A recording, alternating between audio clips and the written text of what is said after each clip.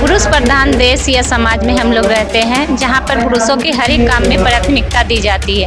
हम महिलाओं को उस जगह पे बिल्कुल शून्य की मान्यता दी जाती है। किसी भी क्षेत्र में हो, या गांव के पंचायत के मीटिंग में हो, ग्राम सभा में हो, या घर के कामों की भागीदारी, जहाँ इनकम की बात होती है वहाँ पुरुषों को प्राथमिकता दी जाती है। भारत एक पुरुष प्रधान देश है जहां राजनीति से लेकर परिवार तक में पुरुष मुख्य ओहदे पर बैठते आए हैं। उसी पुरुष प्रधान देश के लिए महिला सशक्तिकरण की अहमियत बताना भी जरूरी हो जाता है। समय बदल गया है, महिलाओं ने काफ़ी तरक्की भी कर ली है, फिर भी ऐसे कई मामले सामने आते हैं जब महिलाओं को पुरुषों से कम समझा जाता है। उदाहरण के तौर पर मुखिया का चुनाव हो या फिर वार्ड पार्षद का चुनाव, भले ही इन चुनाव में महिलाएं जीत कर आती है, लेकिन नेतृत्वकर्ता वो महिला ना होकर उनके घर वाले होते हैं, यानी कि उन महिलाओं के पति होते हैं, जिससे महिलाओं को आगे बढ़ने का मौका नहीं मिल पाता और वो बस एक शोपीस बनकर रह जाती है। उभरता महिला नेतृत्व को लेकर के यहाँ की जो महिलाएं हैं वो क्या सोचती हैं, इसको लेकर के हम लोग सीधे बातचीत करेंगे यहाँ पे जो महिलाएं हैं उनसे। पुरुष प्रधान देश या समाज में हम लोग रहते हैं जहाँ पर पुरुषों के हर एक काम में प्राथमिकता दी जाती है। हम महिलाओं को उस जगह पे बिल्कुल शून्य की मान्यता दी जाती है। किसी भी क्षेत्र में हो, या गांव के पंचायत के मीटिंग में हो, ग्राम सभा में हो, या घर के कामों की भागीदारी, जहाँ इनकम की बात होती है वहाँ पुरुषों को प्राथमिकता दी जाती है। जमीन या के कागज पत्र में भी पुरुषों का ही नाम रहता है। कहीं ना कहीं यह शुरुआत हम लोग घर से भी करते हैं कि लड़का लड़की के भेदभाव हम लोग शुरुआत से करते हैं। अगर बच्चा जब छोटा होता है तब वो सबसे ही हम लोग उन्हें एक तरफा करने लगते हैं। लड़कों को खेलने के लिए अगर बॉल देते हैं तो लड़कियों को खेलने के लिए घरेलू बर्तन या झाड़ू इस तरह के चीज़ें सिखाते हैं। तो ये कहीं ना कहीं शुरुआत हमारे घर से होती है और ये धीरे धीरे हम उसी रूढ़िवादी समाज में उलझ जाते हैं। समाज का सोच बन चुका है कि महिलाएं सिर्फ घर के काम करेगी, घर के आंगन में रहेगी, घर के चौखट के बाहर का काम उनका नहीं है। ना ही उन्हें रुपये पैसे की हिस्सेदारी या भागीदारी, जहां भी इनकम का स्रोत होता है वहां पुरुषों को ही प्राथमिकता दिया जाता है। अभी हमारे इस कार्यक्रम में भी जैसे कि किसान आंदोलन के लेकर बात हो रही है, तो किसान आंदोलन के मुद्दों पर देखा जाए तो महिलाएं पुरुषों के बराबर समान खेत में काम करती है, लेकिन जब पैसे देने की बात होती है तो पुरुषों को अगर 300 रुपया दिया जाता है तो महिलाओं को 200 रुपया दिया जाता है, जो कि पुरुष के बराबर से अधिक महिलाएं खेत पे रहती है। पुरुष अगर 2 घंटा हल चलाते हैं तो महिलाएं 6 घंटा खेत में काम करती है, फिर भी उन्हें किसान की प्राथमिकता नहीं माना जाता है।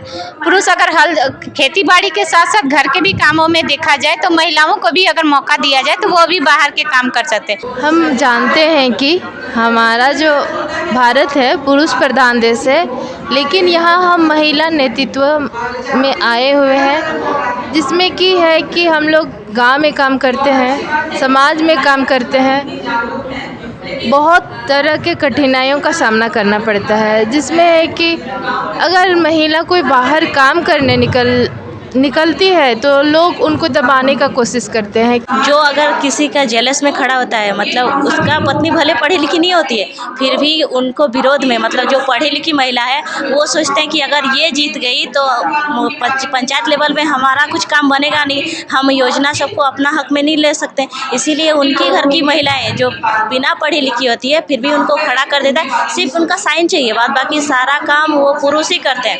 और इसमें क्या आप लोगों को प्रॉब्लम नहीं होता है कि मुखिया आप होती हैं लेकिन काम सारे पति करते हैं? तो एक होता है कि आप बस एक शोपीस बन करके रह गई कि चेहरा आप है लेकिन नेतृत्व तो कोई और संभाल। बट दबाव के कारण वो तो घर से ही दबाव दिया जाता है कि सिर्फ तुम खड़ी रहो बस, और कुछ करना नहीं है, बस यही है। इसी समय फिर इसका विरोध महिलाओं की ओर से क्यों नहीं किया जाता? कर सकती है, बट अभी तक तो फिलहाल ऐसा उसको खुद जागरूक होना पड़ेगा।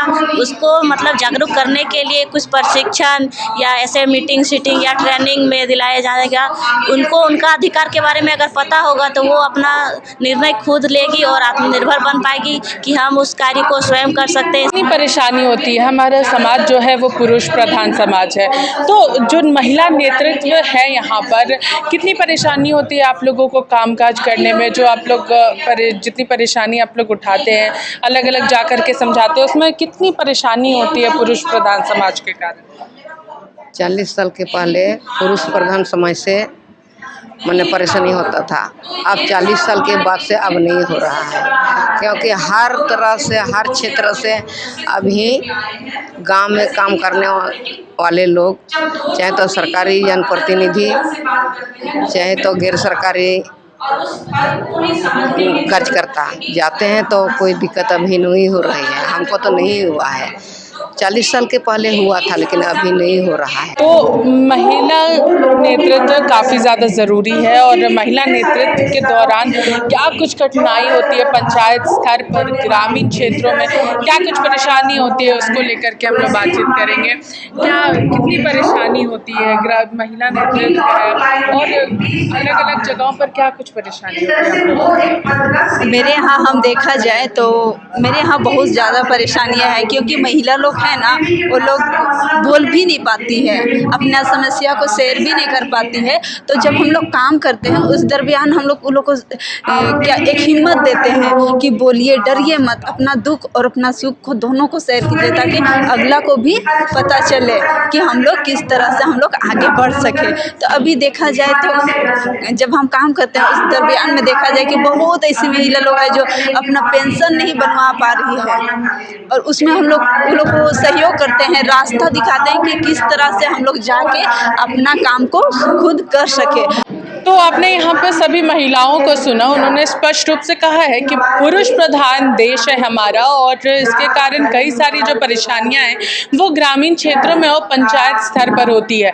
कई सारी महिलाओं का ये भी कहना है कि अगर वो चुन करके आती हैं तो कई बार जो डिसीजन मेकिंग पावर है वो उनके हस्बैंड, भाई या फिर पिता लेते हैं। बस महिलाओं का जो नेतृत्व है वो एक सिग्नेचर के लिए ही रह जाता है। तो इसको लेकर के भी महिलाएं कहीं ना कहीं उदास हैं और इस चीज़ को बदलना चाहती हैं। इसी के साथ देखते रहिए लाइव लगातार। रांची से मैं पूजा, नमस्कार।